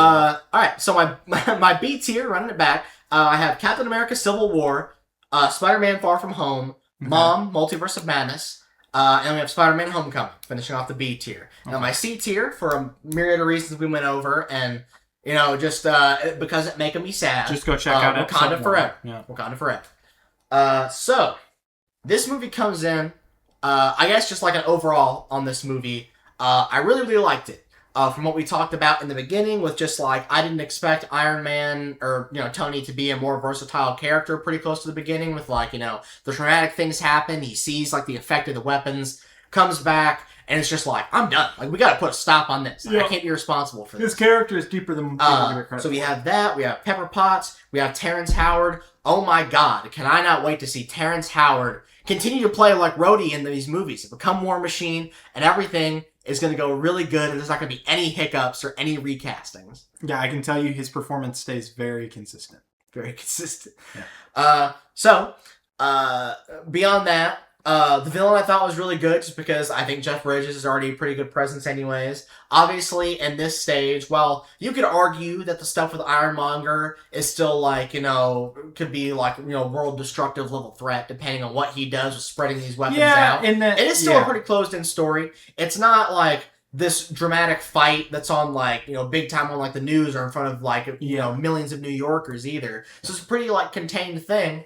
I love that. I don't know how things with the comics dealt with stuff with Iron Man. If he was very out there about like I am Iron Man and stuff like that. I couldn't tell you. Honestly, I have no clue. But at least in terms of what we see in like live action superhero movies, I can almost guarantee there probably wasn't many movies, if any, that did that with them. This is really. And so I also just like obviously I've known this ending for a long time of like the I am Iron Man and everyone cheers, but it's very good. I think the setup for S.H.I.E.L.D. is also really cool. I have this movie, which I'm also a big recency bias merchant, like we said in episode 1. Right now, I'm dropping this into A tier, where my A tier goes as follows. Deadpool and Wolverine, Black Panther, sliding in Iron Man, followed by Fantastic Four: The First Steps, and Guardians of the Galaxy Volume 1. So you like this first Iron Man movie more than Captain America Civil War? Yes. You like it more than Far From Home? Yes. Mom? Yes. Homecoming? Yes. See, that's impressive, right? So that right there, what I think is super interesting about that, and you'll know more about this if you go watch in episode 1. Go watch episode 1. Bryce really loves Spider-Man. That was the way to get him into a superhero movie previously. So far, in the Marvel Cinematic Universe, you only have Spider-Man's appearances with other heroes ranked above this Iron Man movie. You're saying that Iron Man is better than Spider-Man Solo Homecoming and Spider-Man Solo Far From Home. That's pretty cool. That's pretty impressive. No, I mean, that I don't disagree. Like, I personally would probably put Iron Man in a similar spot. So this will be my very first ranking right here. Right here. You're not going to get to know the context for any of this. I'm going to tell you arbitrarily what tier it's in. So, one more time, Bryce's tier list on screen. Here's mine. It's totally empty. What the fuck? What is that? Iron Man goes in the A tier. Iron Man is also in the A tier for me. Just as kind of a spoiler. That's the same ranking on there. Yeah, kind of the same ranking. There's a lot more like with the context, Like, while I do like Civil War you always for gotta Spider-Man like and the action scenes, I don't have the context yet. Yeah. Maybe it moves later. Like, it probably does move and come up once I have more Iron Man, once I have Captain America and Thor and stuff like that. But at least right now, with the baseline context, which is just the first movie of Iron Man as a standalone thing, it's very good. It's very up there. I'm kind of an origin story merchant. That's my problem, is I really like origin stories. I like the foundation for things a lot, and then I like the end payoff. So, just as a spoiler for my tier list going forward, you can there will be some big exceptions to this. I won't give any of them away right now, but for the most part, sequels will fall far down on my tier list unless it's the payoff of something. Or, in kind of a weird thing, origin stories will always place high for me. Like, I will have a very hot take about in the order in which I like the Thor movies. People are not going to like that, but we'll get to it when we get to it. And so right now, I feel pretty strong that Iron Man's in my A tier, Iron Man's in your A tier. Once again, Bryce's tier list. My tier list. Ass. And that's it for the segment. Woo! That's our first MCU movie done. So, we have Iron Man on the docket. Iron Man 2 is not the next movie. No. What is the next movie? It's Incredible Hulk. Cool. I always really liked the Hulk as a kid. I had a couple of the video games I thought were really cool. Yeah. Love the big Hulk foam hands just beating the shit out of your friends. Dude, if you like Terrence Howard as Rhodey, I can't wait for you to see the guy they got in as the Hulk, because he'll just keep coming back. Dude, yeah. Like, I tell you what, dude, like, for as much as, like, I've seen, like, the later Avengers movies, I cannot wait to see Mark Ruffalo's first outing in a solo Hulk movie. Yeah. I'm really excited for that. So that's kind of it for that ranking. We've still got our random wheel. We're going to hit a random wheel this episode. RANDO-RANKS. time. Bryce, the wheel. Wheel! So we're coming in to spin the wheel on Rando Ranks. Last time we got really close to a really crazy one, which I thought we were going to land on a pretty crazy one anyway. We had to rank the Spider-Man movies. If you want to see how that went, and why so many people in our real lives had to say something about the rankings, you can go check out the first episode. Otherwise, we're about to dive into a new one. Yeah, I'm a little sad we didn't hit Can He Beat Goku or Can They Beat Goku? That would have been crazy. That would have been I looked at a video. few of the lists we could have used for that. I can't wait, dude. That'll be Freddy funny. Fazbear. Yeah. Look, Mr. Bean. There's a lot of contenders in there. Yeah, and see, we're not adding anything to the rando wheel. We're going to take it off. I was going to find one I can. I'm going Yeah. to find the best thing I can. Yeah. All right, ready? All right, going in. Going to spin that wheel. Spin. Cover my eyes so I don't see what happens. No, I can't see the wheel. We land in the candy tier list. Candy tier list. So we're jumping into the candy tier list. I will probably do my best to get this on screen if I can and just have it there. Yep. So we have S, A, B, C, D, F, never had. I'm an experienced guy. I feel like I've probably had about all these. I don't think there's any... I would be shocked if I could. We'll never see. had it. I'm gonna do my best to just use this during like my touch screens. This may be like scuffed. I have no idea. Would you believe the first thing on here is already something I haven't had? Oh, okay. Maybe the only thing on here. All right. So starting into the tier list, we have 100 grand bar. You ever had 100 grand bar? I can't say that I have. No. Damn. Okay, then never had. 100 grand bar. Man, that sounds... Does it look like a payday? I can't tell. I just see the wrapper. It looks preppy and pretentious. Okay. Looks like it's probably just like a kind of a shitty chocolate bar. It's probably got like a wafer in it. I don't know. Ew. Okay. Moving on to the candies. The rest of these look like I probably know. Okay. Almost. No, we should be good. Okay. All right. Coming in on the next candy, we have something that may be a hard one for us to rank because I'm pretty high on this candy. Okay. Three Musketeers. I don't hate Three Musketeers. You don't hate Three Musketeers? I don't hate... It's just like... Of the Three Musketeers-esque, like Snickers or like I would put Three Musketeers like lower than that. But I don't hate it. I've always, like, out of like the couple chocolate bars I grew up with, which was Twix, Three Musketeers, and Snickers, Three Musketeers was for some reason my thing. Oh, okay. Three Musketeers for me. Do you want to do our own list or unanimous? No, we'll unanimous. We'll figure out. We can split a difference. I would put it in B. For me, it's an A, but I could relent to B. Because I know it's not for everybody. I feel and like I have tastes. I feel like depending on the rest of the list, it could go higher for me. We'll see. So we'll see. We'll put coming down Three Musketeers or up to Airheads. Oh, like the wrap, like in the actual wrapper. Airhead, like taffy. Yeah, Airhead taffy. That's probably A tier. That for me, yeah, it's a solid A tier. Some stuff may have to bump up to the S by the end of this. I see that and I think of like the blueberry or the cherry one in my head. And like, oh, that's an S. Like in my head, I think I would. Bad. So if it's one, okay, that's a good point. If it's one that has flavors, do we just rank it based on our favorite flavors? Probably. Okay, then yes, it's an S. It's an S. Yeah, baby. Then yes, it's an S. We come to the Almond Joy, one of the few coconut candies. This is because me and you both like coconut. We do, but I know a lot of people out there hate coconut. This is our list. All right, you rank them how you want, but it's going S tier. Like this, yeah. This is S tier almost too high? No, it's not. Would you rather have an Airhead or an Almond Joy right now? I'd rather have an Airhead, but I'd rather have. Oh yeah, I'll drop it an S for now. But maybe if I don't like how it looks up there with some other stuff. All right, we come to a Baby Ruth. That's a B tier for me. It's an alright. It's the same vibe. As Three Musketeers. Back around Halloween, I was feasting on them because they were at the store. We had like the Baby Ruth was like the only good candy besides the Butterfingers in there. Mm-hmm. Yeah, B is a solid one. Butterfinger, it's an S, right? That's an S tier. That's an S. That's an S tier. Candy corn is our next ranking. I like candy corn. I could eat it. I don't think I could eat a great deal of it, and I think on that. It probably would be like a high D, low C. I would probably put it in C. If I put it in C. C for candy corn. This might be the highest anyone's ever ranked candy corn. I'm gonna be real.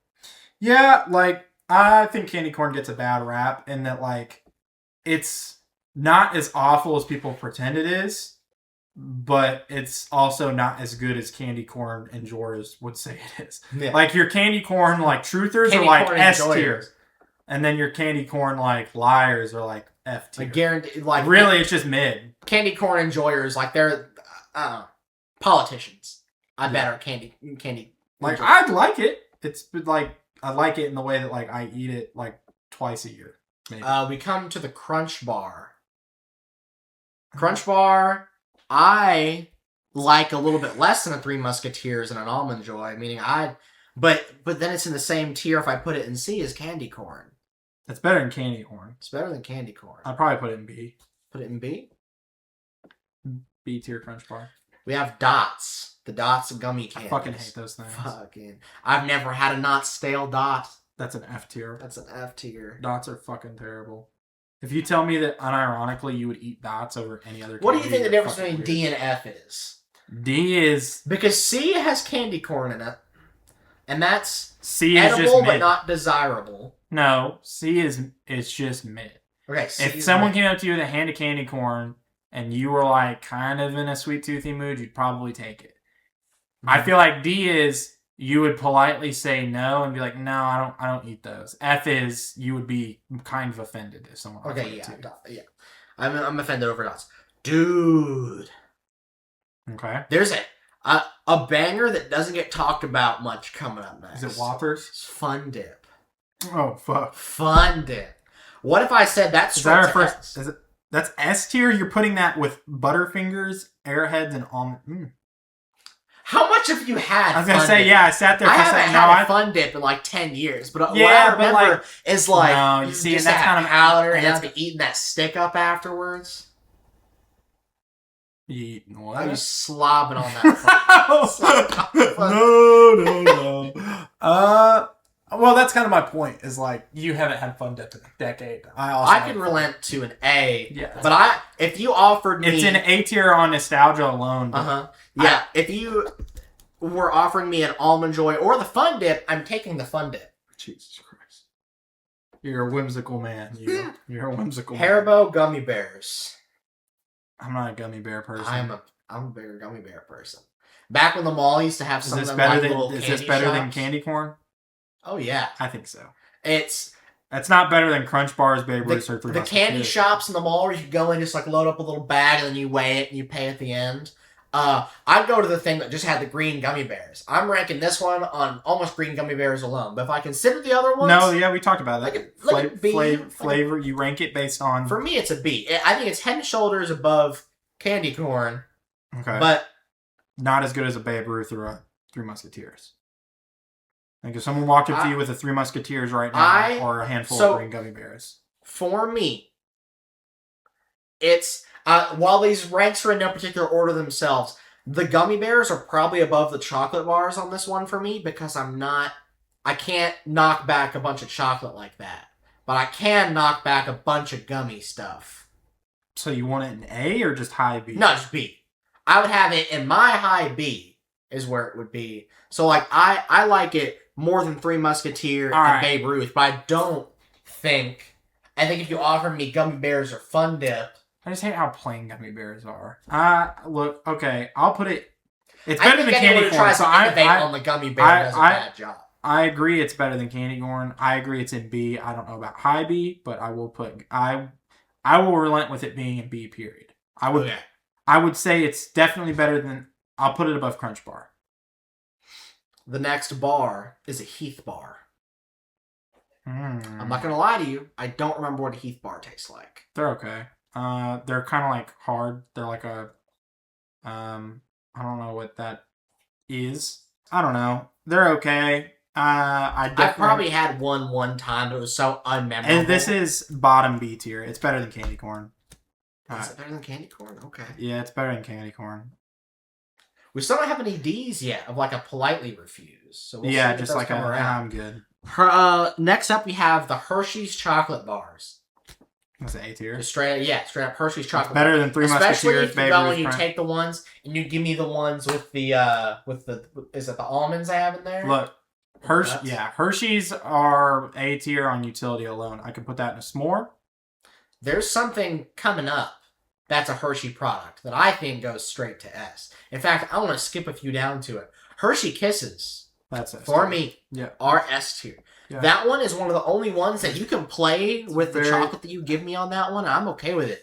I used to, around that Christmas time, I'd get like these like peppermint, like red and white swirl. Oh, those are good. Hershey's, those were good. I'm not a peppermint guy. The white chocolate ones are good. Yeah. Yeah. Yeah. It's digestible too. You don't feel as bad. Do you have any stories like that really just like go to these candies? Around that, any like, big ones? Yeah, I have one time with an Airhead, with one of the Airheads taffies. This is before we met when we were kids. I was really young. So I hadn't moved out to where we lived close to each other. I remember Halloween, I was in a Batman outfit and I got an Airhead. I think this is the last like Halloween we made my brother dress up for as well. He was a Dalmatian. I was Batman, he was a Dalmatian. I took one of those Airheads, and it was like one of the, not full ones, but like one of the smaller like bite ones. Mm-hmm. I put the whole thing in my mouth, and my dad didn't know I put it in my mouth. He like smacked me on the back of the head, just lightly, but I swallowed the motherfucker. I swallowed that whole Airhead, and I felt it like, I hit one of those glort. And I literally was just like, I thought I was about to start choking. I was about to freak out. And then I just didn't choke. It's just like whole Airhead down my throat. So, yeah. I was wondering. We have hot tamales. I wonder if that Airhead's still in there. It could be. Could be. Hot tamales. I've never had hot tamales. That's a D tier. D tier? For me. I would politely decline. I don't like them, but I don't. What is this? We have Jelly Belly jelly beans. Does anyone sit around thinking, man, I want jelly beans? My brother does. No, I don't like jelly beans. This would be I don't like them either. And that's not totally the jelly beans' fault. It's because of how many times I've done Bean Boozled. Yeah. I can't even look at a jelly bean anymore. Grass clippings. So, for me, is it going to be controversial if I go and drop this, like, below candy corn? No, I'm putting it in D. I thought this was a D. Candy corn is better than jelly beans. Yeah, like I'd rather have if someone went candy corn, jelly beans. I'd probably take a little bit of the candy corn, but I definitely wouldn't take the jelly beans. Okay. What is this? Ooh, Jolly Ranchers. S tier, right? Yeah, Jolly Ranchers is S tier. Nothing like taking like the state mandated school tests, bro. It's the blue one. Yeah. And you're about to just explode out of your mind because you can't do simple like multiplication in elementary school tests, and the teacher comes around and passes out like one Jolly Rancher per person for you to enjoy for the next hour and a half. You take this test. Oh, I have a story about Jolly Ranchers too. When we were doing the testing, 5th grade year, 4th, I don't remember. I think it was 5th grade. My teacher, Miss Powers, was passing out Jolly Ranchers the day before. She had to switch to peppermints the next day because me and 2 other kids took that bag of Jolly Ranchers off her desk and just went buck wild all the way home. Because I took them off her desk, dropped them on my bag. Me and the 2 other boys got on the bus that I rode, and we just ate those Jolly Ranchers all the way home. That's the good principle from back then, because it's like, at that time, we're not bothering checking cameras at the school. Nope. You know? It's like the same principle as, like, old-timey, like, bank robberies. It's like, if you're not there when the police show up, you probably got away with it. Yeah. Yeah. I mean, you know what's crazy? She was sitting at her desk. She's sitting at her desk looking at her computer, and we pulled one of the classic, like, go talk to her, and then when she turns around, I'm going to take it off her desk. That's ballsy. I couldn't do that. Yeah, no, she turned around, she spun in her chair like this, and I literally was just like, thanks. Something that's not on this list, but I will say is a prime time test-taking candy was them hard candy strawberries with a little bit of I stuff like. in them. Oh yeah, I like those. Yeah, I have a story with those too. You saved my life one time on one of those. I was choking and Bryce smacked me. Yeah. And I spit it out. Yeah. Yeah, if I hadn't Almost done that, like there'd be no one to disagree with my Spider-Man. I'd be dead. I feel like there's a Yeah, worse. I'd be like, no one would be able to like, you wouldn't be able to tell me anything. I'd be like, I'm not hearing it. You know what's Spider-Man 3's on top of the whole list. I was trying to communicate to you that I was choking for like the longest too. You were not smart about it. I remember being like, and you're like, stop having life-changing distress. So we go into Kit Kats. That's S tier for me. It's that. You want to hear it? That's my favorite candy. Kit Kat is S tier. Kit Kat is my favorite. I almost was about to be like, oh, I need more an A tier. Let's bump it down. But if there's that many candies that are S tier like that, then It's just no. Kit Kat is my favorite candy. It's like the only chocolate thing that I will routinely like. If someone offers me a Kit Kat, I would never decline. I do go out of my way. We've pretty much covered all the chocolate things that I'll eat here. I feel like in S now because you have the Kit Kats, Hershey's Kisses. Like, that's cool. Hershey Kisses, Butterfinger, Almond Joy. Those are the best ones. People are gonna get pissed if they see Almond Joy looking that high on S. No, Almond Joy will come way down. Yeah, it's still S tier for me. Here's one I used to be big on: the gummy Krabby Patties. Those are like I would politely decline. Yeah, at this point, it's like I'd eat it before I'd eat candy corn. I think it'd be in my C. I would do that. Okay, I would do that off nostalgia. So yeah, it's C tier.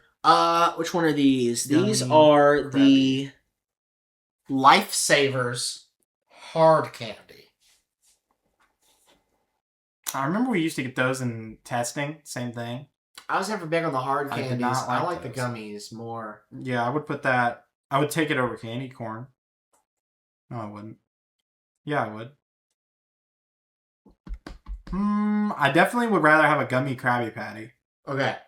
C tier it is. Between the two. Yeah. Okay. All right. The Lifesavers mints. Dude. Even less. That's That's probably F. Don't insult me with that. You would put that. Yeah, I would put that below jelly beans. Yeah. So yeah, it's down there with thoughts. Maybe on the right day I would take one of the mints instead, but it's like it'd be the same day I'd take any other mint. Ooh, this one's an S tier for me. I'll tell you that right now. Dum Dum Pops. Dum Dum Pops. Oh yeah. Dum Dum Pops. Yeah. Barrel flavor. No, not. Come on. Barrel flavor. It's like objectively. You know, it's crazy that you would rank this S tier on what is everyone else's universally least favorite flavor. That's crazy. No one else. Root likes beer. that flavor. Root beer is peak. That one. I'm tastes the guy who goes to like Taco Bell or McDonald's or anywhere, and I go to the fountain machine. Can you imagine this? I walk to the fountain machine. I get the root beer. Yeah, this guy's a sassafras merchant.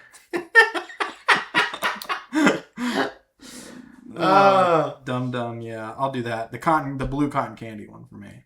Okay.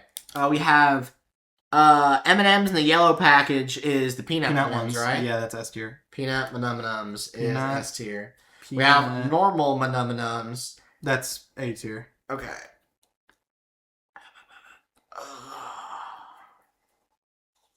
Trying to think of. Oops. That's fine. I can relent that. We have the Mike and Ike original fruit candies. That's a D. Yeah. I'd politely decline. Didn't your mom like those? My mom liked Mike and Ike's, yeah. It's wild. My mom liked Mike and Ike's too. It's a mom candy, apparently. You know what else is a mom candy? It's not on here. Them damn Good and Plenties. A while back, actually, it's amazing that Project Hail Mary is my movie of the year right now. Yeah. Because the whole time I was watching Project Hail Mary the first time, I was eating Good and Plenties. Do you know how fucking terrible that experience that was? Yeah, I chose them. Yeah, I picked them out. Just wanted to see. Shelby and I went to Dollar Tree before we went. Like any self-respecting person buys their candy before the theater. Before the movie.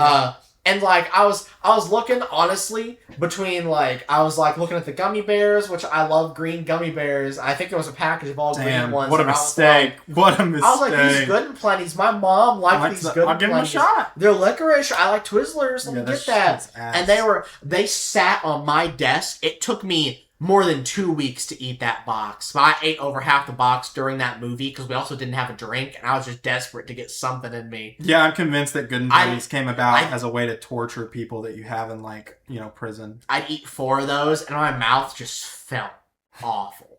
I felt dirty. I think that the worst part about them is that, like, it's the knowledge that you paid for them. Yeah. It's like... Actually, I didn't. Shelby bought them. So I'm playing with Shelby's money. I gotta eat that candy. We have... Okay. Milk Duds. I used to be pretty high on Milk Duds. I haven't had them since I was a kid. Low B tier. Okay, I'm okay with B tier. I'm okay with B tier.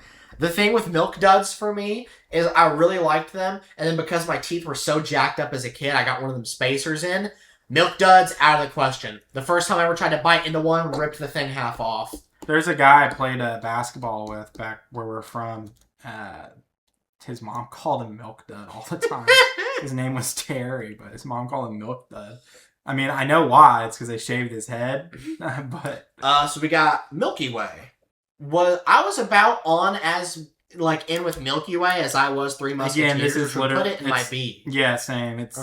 It's the same as all of those. Babe Ruth, Three Musketeer, Milky Way. It's the same thing. We come to the Nerds hard candies. I really like the Nerds. It's not on here, but I'm factoring in the Nerds ropes. Puts that in A tier for me. Yeah, Nerds is fine. I'm just gonna put Nerds A tier. Nerds clusters, Nerds rope. Very versatile. Is that the Nerds thing in the Sonic drinks? When you go to Sonic, they put the Nerds in your yeah. That's fire. I don't know why this is on here. Okay. Rolled gold pretzels. This is Halloween candy, right? Yeah, I guess some people...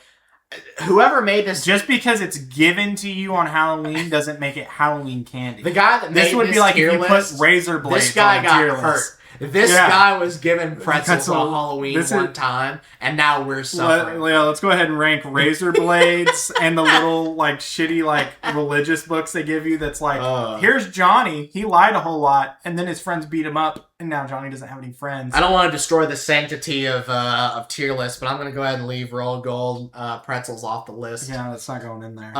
We come to the Reese's peanut butter cups. That's S tier. Yeah, that's an S tier. That's king chocolate right there. Okay, one I don't eat much anymore or see much anymore. E.T.'s favorite, Reese's Pieces. That's going up there in S tier for me too. Look, I remember when I discovered Reese's Pieces. I would put those in S tier because the thing about Reese's Pieces is it's just M&M's, right? Except you add in the peanut butter one, and then all of a sudden it's fucking way better than M&M's. So yeah, Reese's and Reese's Pieces. We come now to the Ring Pop.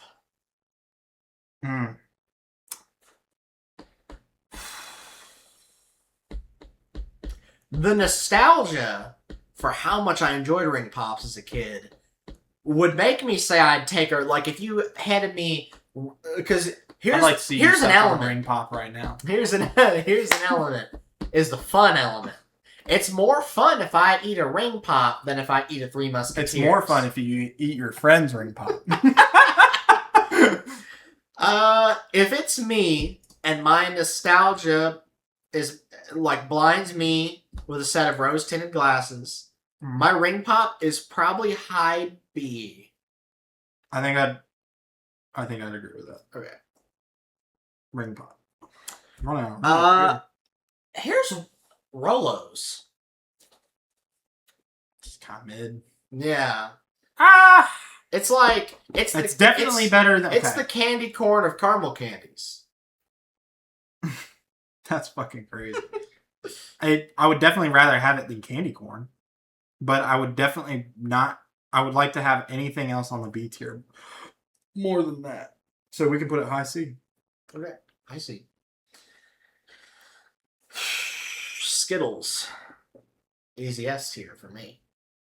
Skittles. I don't like when you eat a bunch of Skittles, how your throat gets kind of, you know what I'm talking about? You eat a whole bunch of them, you're kind of yeah. Skittles were my first favorite candy, I'd say. You'd rather have Skittles over M&M's, normal M&M's. Yeah, for me, and Nerds. Yeah. And a Hershey's bar. Yeah. And Fun Dip. I'm gonna put it at the top of A. Skittles, top of A.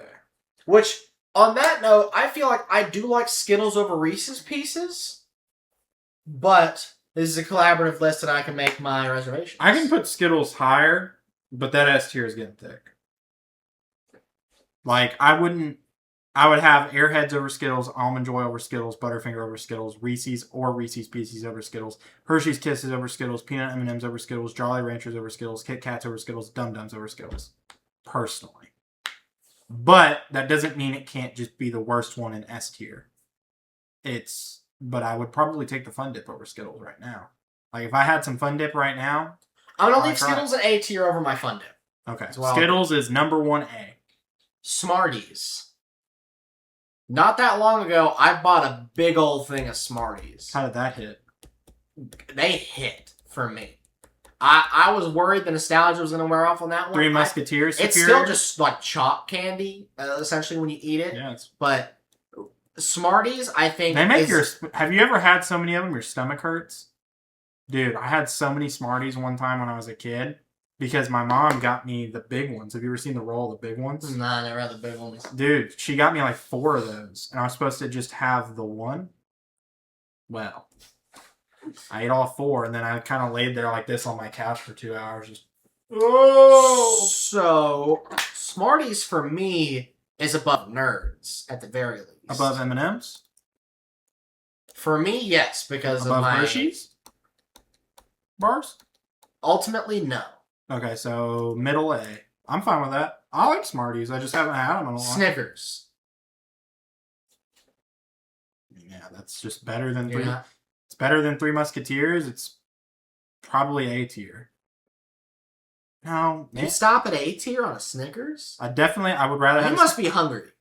Because you're not you when you're hungry. Snickers goes in S tier. I think I'd probably put it in S tier, yeah. Yeah, there's... Especially the... It's the best one I know it doesn't of those count kinds here, of but the candy. Snickers ice cream bars, oh my god. Well, yeah, you can't get it on Halloween. Yeah. I agree. Yeah, Snickers over... And that's one that, like, I came around on that one. Because, like, I was so into, like, the Three Musketeers and Milky Ways. Mm-hmm. And, you know, just those candies for some reason. I didn't have a Snickers until I was an adult. I just assumed I would. I used to survive when I did factory work. I would just get a Mountain Dew and a Snickers, and that was my lunch. Dude, sometimes a Snicker and a Dr. Pepper. Snickers Get by. satisfies. Sour Patch Kids. It's also S tier. Yeah. Damn. I was learning I like a lot of candy more than I thought. Yeah, maybe we're being too fat. We just need to chop like half of S off into A tier. Where does But no, these are all ones I would genuinely eat, like, and would be happy to get. Starburst. Yeah, it's So also you have... S tier. It's S tier if I get the pink one. That's what. But I feel like no, you only get it 1/3 of the time. No, You get it 1/3 of the time. You have to rank it based on. We've already decided this with Airheads. Okay. Because with Airheads Airheads on Halloween, there's that loose chance that you get the white one that gives you the really gross like. So, Swedish Fish is next. I had Swedish Fish not that long ago. My big issue with them is I think they taste broadly fine. They're always rock hard stale. They're always stale. And then Shelby got a bag not too long ago that were so like fresh and just gummy squish. I was like, oh my god. And then I went and got my own bag. What do you know? They're rock fucking hard. Stale shit. Yeah. So, they're not going higher than a C for me on my overall experience. Well, I would rather have them than hot tamales, so that's C tier. Yeah. Swedish. What is that? Oh, Halloween candies. You get a toothbrush. You get given a toothbrush on Halloween. That's a shiv. Yeah, that's how break off. That's going in between Dots and Lifesaver Mints. That's still better than getting a Lifesaver Mint. Yeah, toothbrush. The cool thing about Lifesaver Mints, though, is that you could throw those at your friends. That's what we used to do when I was a kid. Up next is the Tootsie Roll, which for me is an S tier, like, period. I'm so on Tootsie Rolls. I love the flavored ones. I love the fruities. I couldn't be more opposite on Tootsie Rolls. I just don't like them. Where are you at in Tootsie Rolls? I would politely decline. Middle of the road at B, then. I will allow you to put them high B or low A. If you'll allow low A, that's where it's going. Okay. Just because I'm taking Tootsie Rolls over. If we do Tootsie Rolls, does that include the fruit ones? Yeah. Oh no, I like those. Because I don't like there's the fruities. That's something else. Those are the ones I really like. Same thing? Now there are the flavored Tootsie Rolls, which are okay, but they're not as good as the fruities. That would only elevate them maybe half a tier. All right, I'm just gonna put Tootsie, and it's fine at bottom A. I'm alright. Because for me, a Tootsie Roll, I'm taking over Starburst, Sour Patch, Reese's Pieces. Yeah, I can't agree to any of this. I can't. But I will let you get it into A. But if you harp any further, you're overstepping boundaries. No. The trolley, the trolley. The gummy worms. Those are fantastic. Yeah. I love those. I had some not that long. I would put those in A. Yeah. Trolley. We have Twix. That's also A. Mm-hmm. That's probably my highest A. Yeah, that's fine. Yeah. Twizzlers. Licorice is very spotty for people. My mom, every Christmas, every birthday, would get me the biggest, however many pound bag of Twizzlers. I've had phases in my life where I like Twizzlers, and I've had phases in my life where I say I fucking hate them. I don't know which one I'm in now because I haven't had them in 5 years. For me, Twizzlers are an S. So if you're spotty, you could drop it. No. I mean, if you because there were stints in my life where I would have put it in S.